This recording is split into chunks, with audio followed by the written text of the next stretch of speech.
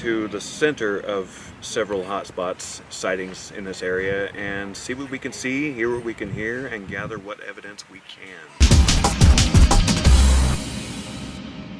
One thing I forgot to bring with me was a ruler. When you guys find a footprint on the ground, a lot of people just like snap a picture. Hey, look, it's proof. No, it's not. You need something for size comparison. Even if it's just a lighter you have in your front pocket, place it on the ground, take the picture.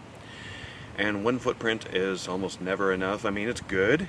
It's about halfway there, but you're looking for a trackway. More than one footprint in a staggered type of thing so you can measure gait and stride and therefore maybe try to extrapolate a size and weight off the big guy. So, plaster casting. Now there's something I'm still mastering, the water-plaster ratio. But when you see these Bigfoot researchers holding up this sculpture, or what it looks like a sculpture of a foot, it's actually a plaster casting taken from the ground, and they pour it in, stir it up, wait for it to solidify, and pull it up, and there they go. They're off to the symposiums to show off their evidence. Alright, let's get this show on the road. Alright, we're good. What I'd like to implement in these investigations is a little something called the scientific method. Now, when you read a Wikipedia article that tells you just straight up that the research of the paranormal, Sasquatch, aliens, UFOs is never going to be taken seriously until the scientific method is utilized. We propose the hypothesis, we test it, we review the evidence, we put it online, fight a few weeks of trolls and scammers, and get famous, get rich, roll in the money.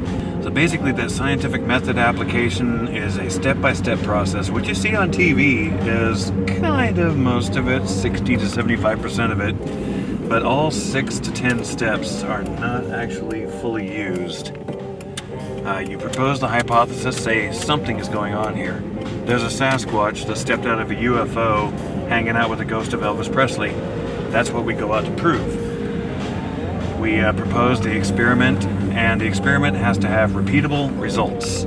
Basically, something that almost anybody else can go out and do the same thing.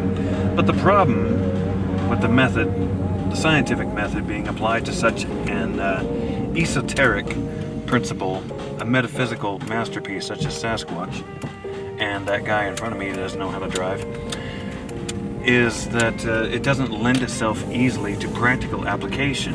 So there's a little bit of an if, and, or, but in so much as, and therefore, to have to factor in.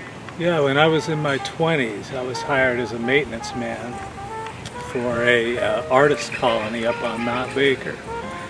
And I was in town getting supplies one Saturday, and I came back and everybody was gone. And I thought, well, I wonder what's going on around here. And I started looking around and I saw there was blood on the ground and things were destroyed everywhere.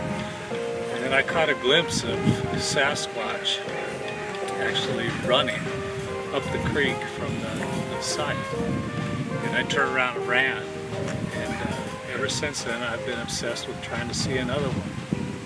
But I haven't.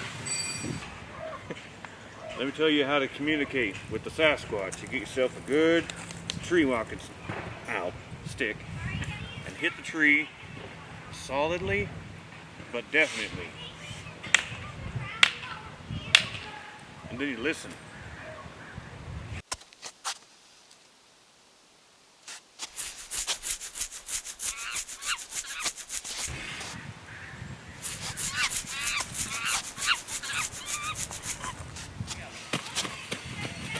Woo! That was one right there, out that direction. Oh look, he left his signature in the tree right here. Check it out. He was here. This is Sasquatchian for I was here and I left my mark on the tree. Yep. He sure did. Woo wee, that's potent.